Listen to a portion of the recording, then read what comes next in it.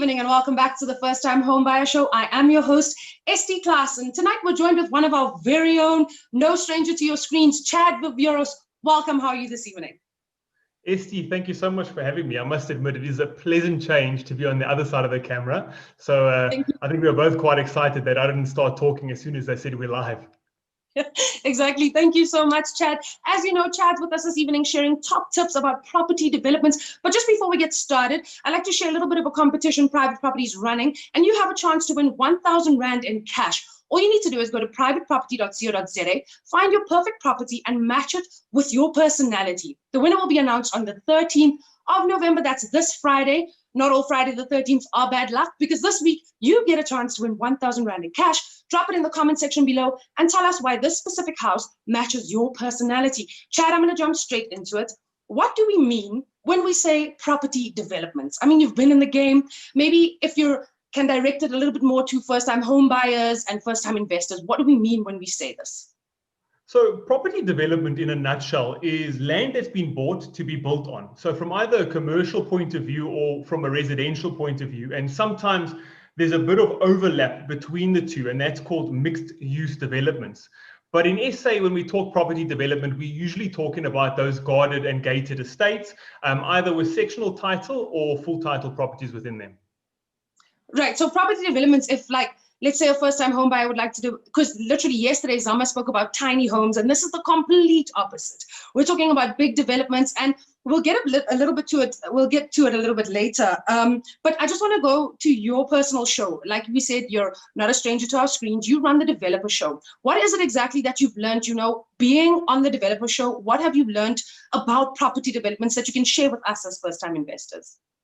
Oh, there's quite a bit. So what I've learned about developments since I've started hosting the property development show is pretty much everything. Without a doubt, absolutely everything I know now about developments, I learned during my course of hosting the development show.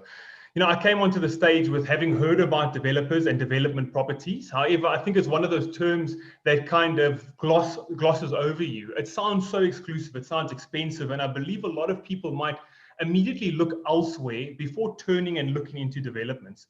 And even or if they do, the terms and conditions around development of property, it might confuse them, or it might make them opposed to going into it.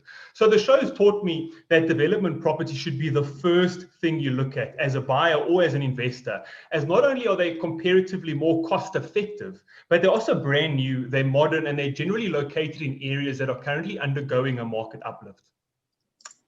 Right. So literally, we spoke briefly the other day and about new developments, like you said, they're on you. And I want to get to the modern finishes just a little bit later after the ad break. But just before we get there, the show's taught you so much, things you didn't know before you even started hosting the show. And as a first-time home buyer, I think in doing the research and looking at other developmental properties around whichever province you may be in, right? One of the kind of important things that I wanted to ask was, what is the difference? Because you said newer developments people are doing eco-friendly things, modern people want to invest in. Why would I want to invest in a newer development rather than maybe a cheaper, older development? So look, when we talk developments, generally we're talking of properties that are off plan. So it's properties that haven't been built yet.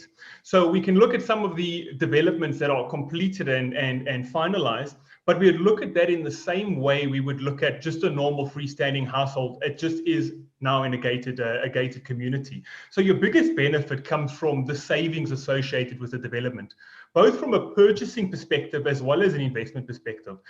There's also quite a few less tangible benefits, such as the fact the units are brand new and they have a 5-year major structural defect warranty, as well as a 1-year roof leak warranty from the building contractors that are registered with the National Home Builders Registration Council. So that's the NHBRC. And the fact that they're new also means that they're modern, which is a huge selling and renting benefit. Then there's also the conversation around security. But it's really that cost saving and the benefits that come with it being new. And that's why you want to look at one of those. There's quite a few other investment stuff that we can talk about a little bit later, but that's what puts it miles ahead of other properties that are already established. Let's elaborate a little bit on that savings kind of topic, because I know you don't pay transfer duties. How else can I save, and how much am I actually saving as a first-time investor? And that's a brilliant question, because that's really what puts this miles and miles ahead of it. And I just want to almost clarify in that developments are big because that's how the developers make it so cost effective. Some of them are very expensive, and a lot of them are actually within the different budget ranges. You can get developments ranging from 600,000 all the way up to those really beautiful developments that you're looking at 8 to 9 million. So don't think just because it's big or just because you see the advertising everywhere that you can't afford it. But if we jump into savings, so you save a significant amount of money by choosing a development property. The first thing you avoid paying is transfer duty. So that's transfer duty on the property. This is a cost associated with transferring the property from a seller, as in the person selling the property, to the buyer, as well as the transfer duty that you pay to SARS. This in and of itself can be a massive amount of money. If we just look at a 1.5 million rand property, the transfer duty on that alone can be anywhere in the region of 50,000 rand. And instead of you having to pay this and incurring that cost, the developer pays it. Another big benefit is the VAT included in the price of the development. Initially, you only pay 10% deposit, but and the rest is payable on completion, which is two things that I think is quite important. So let me rephrase it: is the price that you see, that includes VAT. Then you're only going to pay 10%. So if you see a development, you really like it, you want to purchase a house in it, you pay 10% now. That secures you that house. The rest you only pay when the development's complete. You don't need to stress about having to pay on your bond now if the development's only going to be completed in 1, 2, 3 years. You only pay your bond costs when the development's complete. So you literally have like 2-3 years to continue saving. So I think if you have that 10% and you want to invest, I think it's a little bit risky though, like from a personal perspective. If I see, let's say, a showroom or the plan, it's a little bit risky investing in something that you haven't seen the final product. So this leads me to my next question. How do developers actually pave the way for first-time buyers to invest in development properties that are like under 1 million rand? So really what you'll tend to see is that the developers build more units. So you'll get some developments where maybe there's 10, there's 15 units in the development. The developments that are very cost effective, they'll tend to build more. So you'll see 60, 80, maybe 100, maybe 200 units in the development. But these are also guys who have been doing this for a very long time. Although I will preface this with saying, please do your due diligence on any developments you purchase. Use the internet. So not only Google the developer, but Google their previous projects. Go and visit their previous projects. If you are buying into a development, go visit the site. So don't ever just think, hey, it's a development, we've seen it on private property, it must be great. Always do your due diligence. But to answer your question, in a nutshell, they make those savings by making the developments larger. So the more people they can sell to, the cheaper that development will be. Most likely, though, because these guys have done so many, the development doesn't lack in quality just because it is busy. So then those same developments, because there's so many people, they then get to splurge on the clubhouses, the restaurants, the gyms, the laundry services, the nail parlors, because that cost for those different facilities is split among so many people. Right. And developers, like you said earlier or previously when we spoke, they're always looking for investors. And I think that if a developer, like a property that's still being developed, if it suits the needs of the tenants, and like you said, they keep adding things, coffee shops, gyms, whatever it may be, they keep adding these things to suit the tenants or the people who are actually investing in this property. And now, this is something we ask on each show, whether it's to maintain a positive cash flow. If I am investing in a development property, how does one just start investing in this? How do I just start? So also, I love that question. And what I'd say to you now is if somebody's tuning in and they want to start investing, is go and speak to the guys advertising on private property. And I'm not even doing this to plug anybody. Go on there, speak to them. Because I've dealt with so many of them, the thing that's blown away me the most is just how interested they all are in sitting down with clients, not only because potentially there might be a sale there, but because they want to pass on their knowledge. A lot of them understand how developments come off in a very exclusive manner, and they're not so. Even exclusive developments, those same developers have probably got other projects on the run. Approach them, pick up the phone, call the developers and say, look, I've seen this, or I want to chat about this. Can I schedule some time? You'll be blown away with how they'll sit you down, and not only will they run through the investment opportunities within those developments that they're offering themselves, they'll also tell you what expertise they can offer you. So if you're purchasing buy to let, so you want to purchase this as an investment property, you want to rent it out to a tenant, a lot of these developers might have people on site within their company that do this for you, with catalogs of different renters within their different developments that might already be renting there. And they'll say, look, we'll sell you this property. Joe lives in that property. He's been living there for a year. The property is still brand new. The development's still being developed. So you're going to still purchase off plan. But this will sell to you. There's a tenant in there. He has his purchase history. Are you interested in us running it for you? So you'll be blown away with the services these guys offer. I think, just actually, if you look below in the description or in the comments, I've actually attached a link to the pros and cons of investing in property developments. And you mentioned buy to let. Maybe in your experience on the developer show, or even dealing with developers in the past, do most first-time investors invest to do the whole buy to let process? What is the most common way or common thing that they do when investing in developmental properties? So I'll need to preface this question with saying I'm not an expert in investing in developments. I can offer quite an exclusive insight from behind the developers, but don't take everything I say as the only two ways. I'm sure there's other ways that I haven't thought of, but the two that I see most common is the buy to let. So they'll purchase properties, specifically so there's two really good ways to invest into property. Let me start off with this. The first one is buy early. So if you want to really maximize your profits, purchase off plan early, because the developers usually offer very, very good deals at the start of a project, and you need to take advantage of that. And with the steady growth in the price of the development, your investment generally, you'll see an increase in value by the time the development's completed.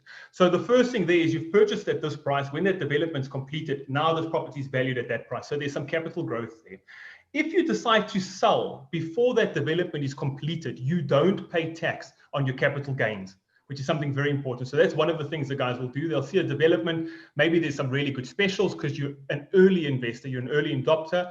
You purchase and then you sell it later on. And some of the developers will help you do this as well. You don't pay capital gains tax, which is that's a huge saving right there, and it's a very good investment. The other way is you go buy in early, you save a lot of money, or so your bond costs are lower. Buy some of the best units. Because you're buying early, you've generally got the choice of what you can offer. Buy the nicest ones that fit in within your budget, because those are the ones that are going to offer the highest rental yields. And then when you rent that out, if you've purchased wisely and you find a developer that's offering some really good discounts there, you might find renters that are paying exactly your bond cost or just slightly lower than it. So you're purchasing a house with only having to fork out, say, 2,000, 3,000, 4,000 rent. That's the price of a small car. And it's not depreciating. At the end of that, you're going to have an asset, and you're going to have an asset that's grown, because, as we've mentioned previously, these developers are making these developments in areas that are currently experiencing growth. Exactly. And I think I've also learned at a very early stage that to buy off plan is better. But I think what's so scary as a first-time home buyer or first-time investor is that, do you trust the plan? Are you sure that the end result will look like the plan? I mean, and this is one of my other questions. Have you ever seen maybe a development that has not stuck to plan? So I've seen a few, and luckily I've been around developers that are very, very reputable, and they have stuck exactly to plan. I'm sure because our country does so many, there might be some out there that haven't been. And you've mentioned something so interesting, is what I was going to say also earlier in some tips in that is, like I mentioned, do your due diligence. Make sure your contract is signed by the FTHBS, and also go look at the development sites. One big thing is, if you visit the development site and they've already broken ground, make sure they're building that perimeter wall. Make sure the guardhouse is up, because those are things that just lend to, I'd say, the confidence in that developer, because they're taking care of the most important stuff first. You want to have that perimeter wall up before they start building the houses and stuff goes missing, or whatever else might happen on development sites. But the other thing is, make sure you go and look at whatever show units they've got. If they don't have a show unit, find out if they've got a show container. Go take a look at that. Go make sure the finishes you're getting are the finishes you specified, and make sure those finishes are specified in your contract as well. So those are very, very important things you need to take note of. And I think what you just taught me was that there's a process, there's a phase of developing. And like you said, phase one, if the wall isn't up, there's things that could go missing. And I think this whole process and phase of developing is something that we also need to be wary of as first-time home buyers or first-time investors too. And like you said, even go check if they work, previous developments that they've done, to see if they are reputable or, as much as they say they are. So thank you so much, Chad. We're going to run to a quick ad break. As I mentioned earlier, we are running a competition. You stand a chance to win 1,000 Rand in cash. Just get a picture on Private Properties website and match it with your personality. Put it in the comments. Tell us exactly why this house matches your personality. We'll be right back after the break.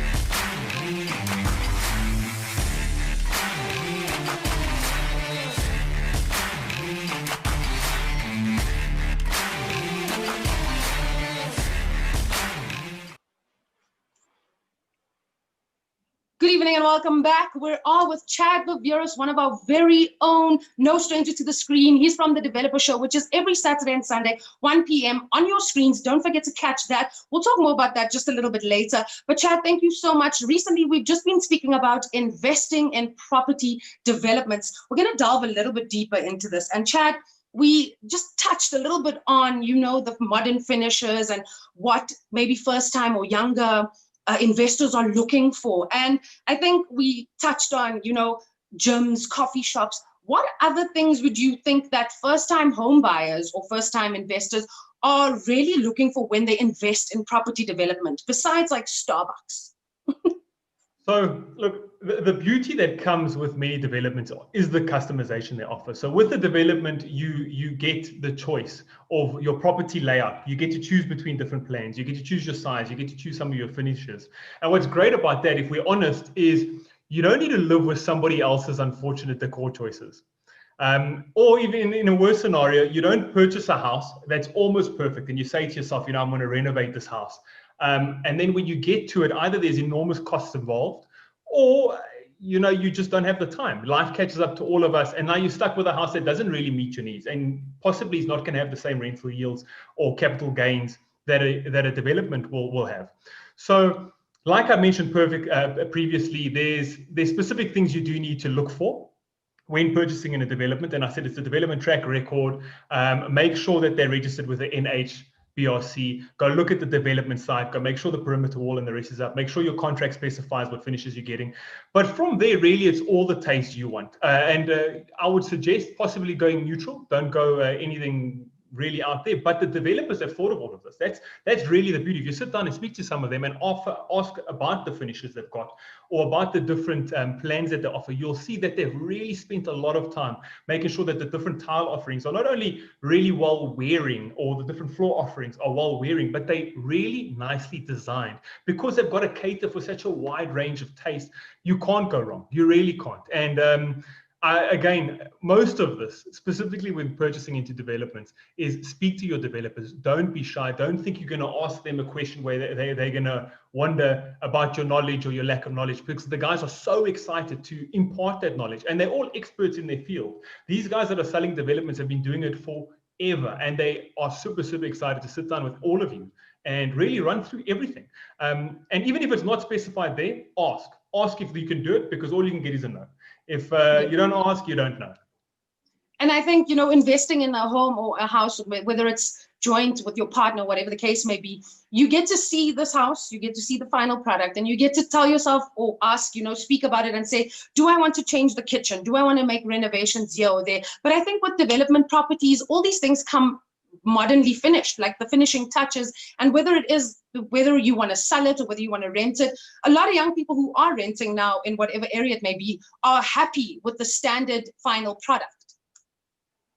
That's really it, and you hit it on a nutshell in that the generation we're going to is quite an exclusive generation. The guys really want to feel, even if they haven't dropped 8 million rand on a property, the property that they bought, it sits, or even if the property that they're renting, it holds a special place in their heart because it looks like it costs 8 billion. Absolutely, that's what they want to see, and that's what you're getting with the new developments. And if you're purchasing as an investor, the developers offer you quite a bit. I mean, even just to go into, say, your garden, you can ask them, guys, I'd like a braai space here. I'd like you guys to put a larp here and a little fire pit here, and you'll be surprised what they can cram in there that's very cost effective and looks amazing. Whereas if you're trying to do that in a normal freestanding household or a development that's already been completed and taken off plan, you're going to lay down, firstly, a lot of money, and you also run the risk of really not getting what you're expecting. Right. And I think just last week we spoke about maintaining a positive cash flow. So if I'm investing in a property development, how am I able to gauge or judge that I'm investing for the correct reasons and that my property or one of the apartments in the development can actually make a profit once I've invested? That's a difficult question to answer. I think, as the saying goes, nothing in life is guaranteed. And I think that's why it's exceptionally important, again, to do your due diligence when purchasing a property. Make sure you're not rushing into anything. Don't follow your head. Don't follow your heart, follow your head. And there's tons of resources to help you make that right decision and educate you on what factors to consider. Private property's got tons of articles at your disposal when talking about investment. And also don't shy away from speaking to real estate agents that are in the area you want to invest in, because they're going to have that knowledge to help you make that right decision. Right. And I think, we've spoken about all the really amazing things, and it's great that if you do invest in a development, you can customize things, you can add what you want, which is absolutely amazing. And I think that's something every investor would like, to have the opportunity to add certain things where they'd like to do it. And I think this again leads me to my follow-up question, which is, we've spoken about all the really great things about investing in property development. What are the risks involved in this? You're going to get me into trouble with my audience when I host this show again. We run the risk of, as you'd mentioned, the finishes not looking like they are. You run the risk of maybe the house coming out smaller than what it is. Obviously, that's why I've said it's very, very important to try and find a show house, or at least a show unit. But if you're purchasing off plan, the house might not look like those beautiful artist renditions where you've got the Mercedes-Benz in the driveway and the kids running around. It might not look like that. So you do need to make sure you sit down with those developers, go visit the site when you can, go look at show units or look at the show containers, because they should have one or the other. And then just really cross your thumbs. The other thing that I think I do need to mention, because it's not really a factor that they need to consider happening now. Most of the developers in SA have been doing their job for so long. You most likely, 90% chance, going to find exactly what you paid for. But what might happen once you've moved in is there might be problems with the unit. There might be cracks. There might be issues with the floor tiles. But this is something you don't need to worry about. It's a brand new house. These things, are going to happen. So most developers are going to provide you with a snag list. As you get in the house, you run around, you write down what the problems are, and they will fix it for you. And again, that's one of the benefits, in my opinion, that comes from developments. Because if you purchase a house, when you're running around and you're taking a look at the house, generally you're under time constraints. You're in somebody else's house. I think you're nervous, you're out of your comfort zone, and you are going to miss things. And when you live there and you're relaxing on the couch, you're going to look up at the ceiling and be like, hold on, I'm sure that light fitting wasn't dangling there before. You don't run that risk with developments if you're purchasing it, because it will get fixed for you free of charge. Exactly, which is amazing. And that's why I think investing in developments is kind of the way to go, especially as a first-time investor, because I feel like there's more positives than negatives in investing in property development. And in all honesty, in the past few weeks, I've been viewing some kind of developments around your Joburg area. There's always been a show house, to see, which is absolutely amazing. And I think most of the units that I kind of viewed came fully furnished, which is a little bit more pricier, obviously, when you invest or when you buy this property. But I think, and all the furniture, in all honesty, was like your Smeg and really good brands, they really give you what you pay for, what you invest for in right. So I just want to get to the point of our podcast this evening. Maybe if you can just, it's not the end, but maybe just touch on a little bit of tips when investing in property development. So I can definitely move into different ways of how to judge the profitability of an investment. It's not all the surefire ways. I'm sure there's others, but one of these is go and look at your average price per square meter in the area. So take a look at what houses are selling and also what houses are on the market and what is the average price per square meter. And then look at what you're buying for. Is it in line with that? Also look at the area you're buying in and its infrastructure. Are there schools being built around it? Is there a mall being constructed? Or is a mall being renovated? Are the roads infrastructure being upgraded? Because all of that greatly contributes to the value of the property, and even more so as it goes down the line. And the real benefit of this is, the only reason I know this is because of the developers I've spoken to. A lot of them, when I'll say, what's the selling point on this development? Like, give me your selling blurb, and they'll be like, okay, this and this about the development, and immediately they'll launch into the area. They'll say, this area's got that school being built over there, and it's so close to this waterfront, and they're busy doing this here. So these developers will even tell you that, and you know exactly what's going on in the area. And as we all know, I mean, if you live around the Fourway side of the Sandton side, Fourway's more being reconstructed. You saw huge gains in the different houses around the area. Steyn City being constructed as well. All the properties in Dainfern shot up in value because of Steyn City.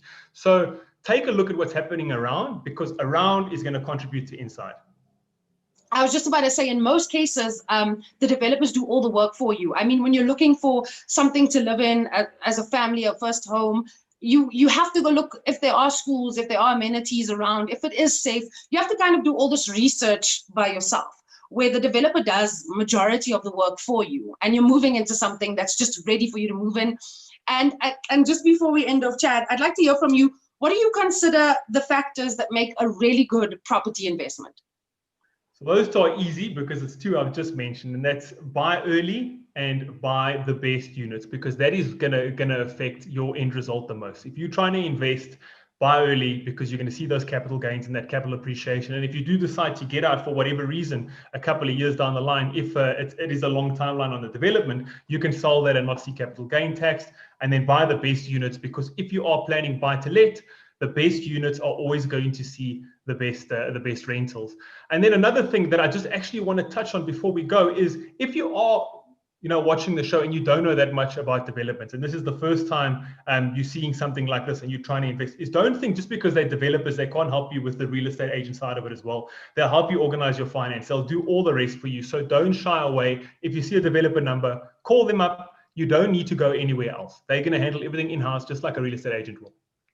Right. And I mean, if they can't, they'll obviously suggest someone who is reputable in the game, who's been there, who's done that. And I think that brings me to the end of our show this evening, Chad. I thank you so much for joining us. I'd really love to, and just before we end, please tell our viewers about your show on the weekend, what they can see and what they don't want to miss this weekend, actually. So my show is absolutely awesome. And that's not just because I'm the host with the most. It's really awesome because we've got so many people coming in there that have got years and years of experience that, we'll touch on investments, we'll touch on first-time home buyers if they're buying in developments, and we'll talk about the developments themselves. So guys, it airs on Saturday and on Sunday at 1 o'clock. Jump online, take a look at what's out there, because the knowledge can never hurt. It's also a lot of fun, 30-minute show just like yours, ST. So don't shy away from it. Put some questions in the comment box. If you've got some development-specific questions, we'd love to answer those as well. And I think after hearing your top tips this evening, we're going to want to watch your show to see which specific property developments we want to invest in. And I think you made it sound so easy for first-time investors or first-time home buyers. And like I said, there were more pros than cons in this. So again, thank you so much, Chad. It is a pleasure, Esty. Thank you so much for having me. Thank you so much to our viewers who have joined us this evening. Don't forget, we are running a competition. That's R1,000 in cash that you stand a chance of winning this week, Friday. That's Zama's podcast at 7 p.m. And we also have Mbali's podcast every Tuesday and Thursday if you're interested in farming and agriculture. And the First Time Home Buyer Show, Wednesday, 7:45, same time, same place next week. See you there.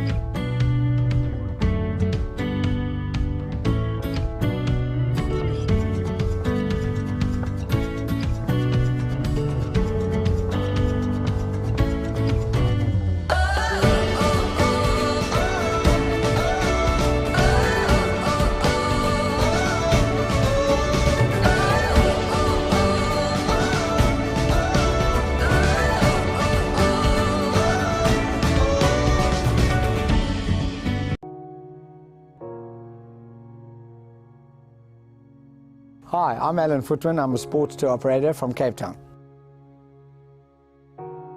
My family and I have been living in the southern suburbs for 21 years. What we love about the neighborhood is it's very family orientated. Lots of things for the kids to do, especially here where we are next to the farm, where folk can walk the dog, go for runs and enjoy the fresh air.